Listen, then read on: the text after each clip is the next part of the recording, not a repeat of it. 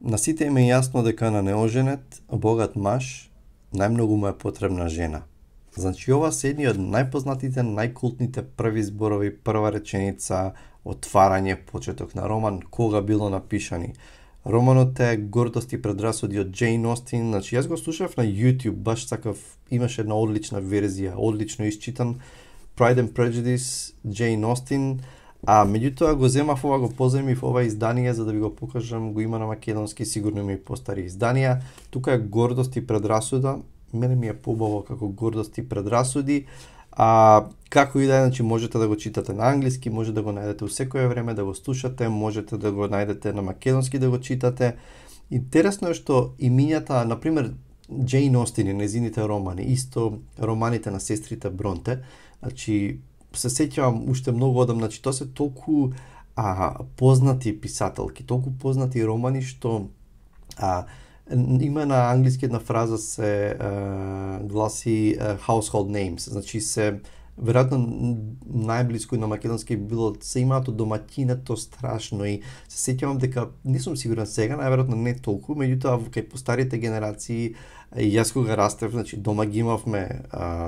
комплет од сестрите Бронте, Джейн Ейр, така натаму, Оркански висови, значи тоа се толку познати имиња кои што не сум сигурен дали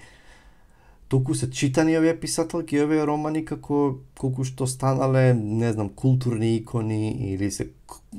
култен статус имаат во историјата на романот, не сум сигурен, и читани се, знам дека се читани. Интересно нешто е исто што имаме чувство дека, или јас барем имав такво чувство порано, дека ова се романи од викторијанското доба, од викторијанско време, меѓутоа не е така, затоа што Джейн Остин, која што живее меѓу 1775 година и 1817 година, за жал прекраток е нејзиниот живот, таа може да се каже дека е дури и пред романтизмот, значи може да се нарече некаков протореалист, во смисла на тоа дека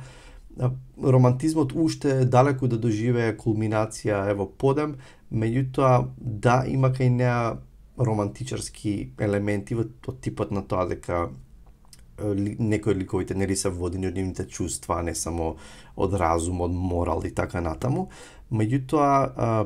кај неа има и сатира, и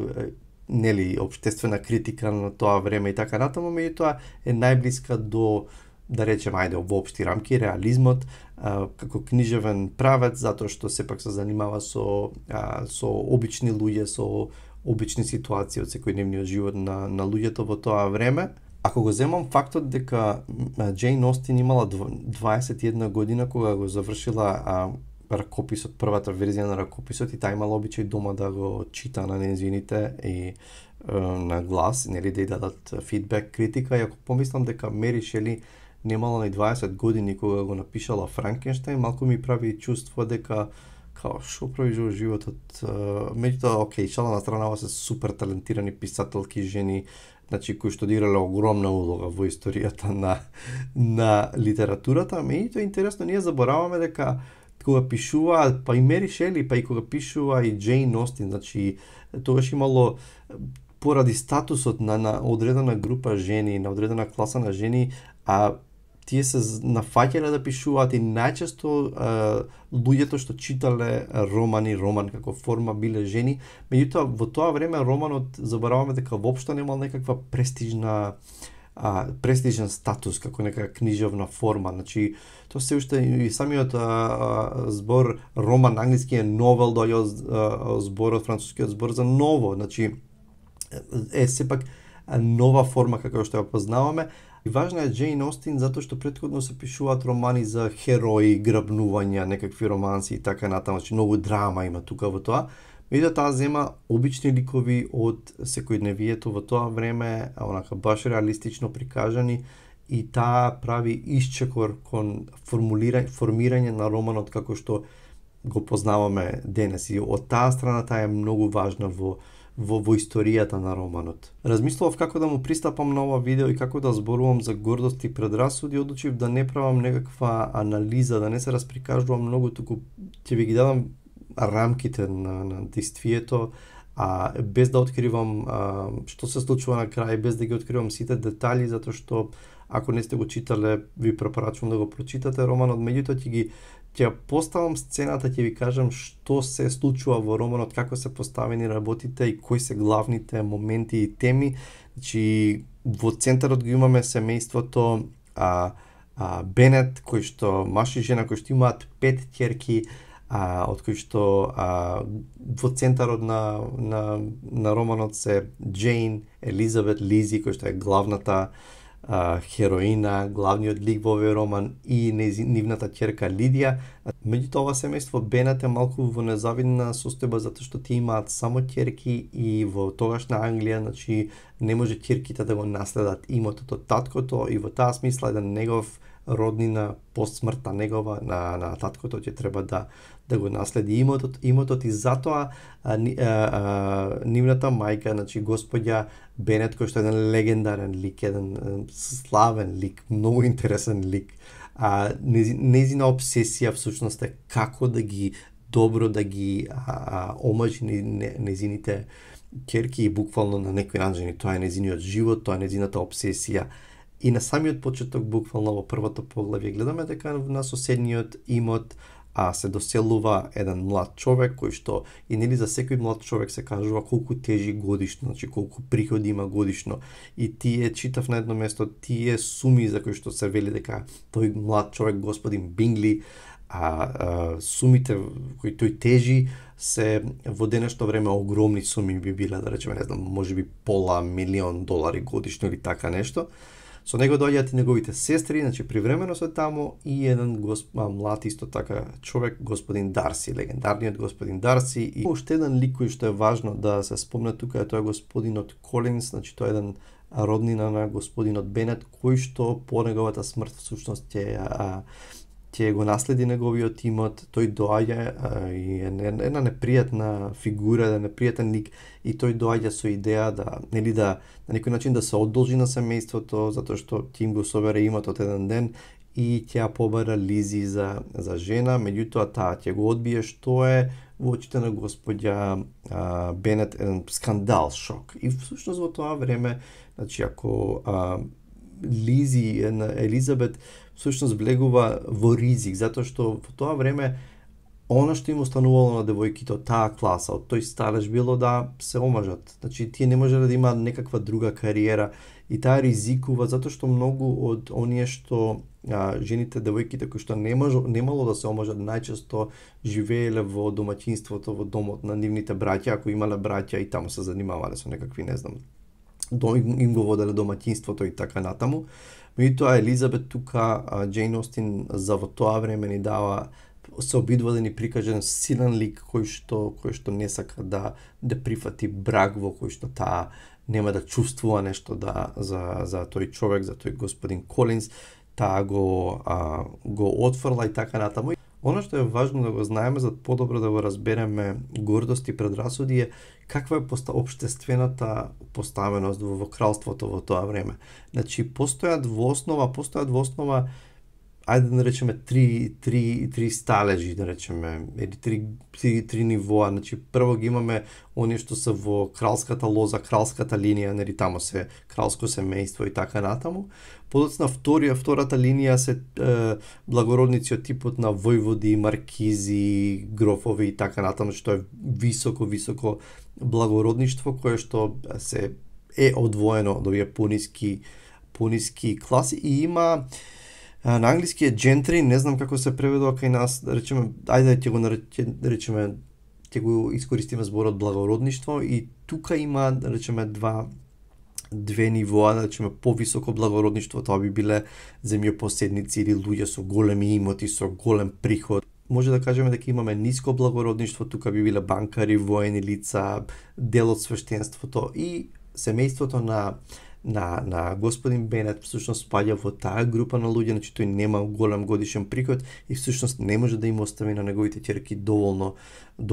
чеиз, доволно имот и затоа е за нив пресудно и најважно да едноставно да ги омажат сите нивни деца, секоја во свое време. Оно што е важно во нивната комуникација помеѓу Джейн, помеѓу Бингли, помеѓу Дарси, Елизабет, во таа динамика меѓу нив, важно е да се знае дека Бингли и Дарси не се од истата група, од истиот тип на благородништво, значи тие имаат многу поголем приход, многу поголем имот и така натаму. И затоа за Джейн, за Лидија, за Елизабет е голема прилика да се омажат за овие луѓе. Меѓутоа кај Дарси гледаме и тоа е тој белегот на Дарси, дека тој е еден дрзок, речиси надмен, суетен човек кој што остава еден непријатен впечаток и така натаму. И таков впечаток ќе ја остави на Елизабет, меѓутоа значи ја гледаме неговата гордост, всушност тоа е клучот, ја гледаме неговата гордост, неговата надменост и ги гледаме предрасудите на Лизи, на Елизабет, кои што подоцна на некој начин ќе бидат распрснати, таа ќе биде соочена дека всушност имала предрасуди спрема овој човек и тоа од тамо доаѓа всушност и насловот, тоа е во срцевината на тие гордост и предрасуди. Убавината во пишувањето во приказната на гордост и предрасуди, убавината во пишувањето на Остин е што таа толку реално, толку убаво ни ги прикажува ликовите, има таков голем познавач и на човечката психа, па и на човечката состојба и познавач на тие односи, иако Джейн Остин никогаш не се омажила, имала одредени прилики, меѓутоа на некој начин таа кога го пишува романот, всушност гордост и предрасуди, таа е на возраста на Лизи, на Елизабет во самиот роман. Значи сите тие динамики таа толку добро ги прикажува што го гледате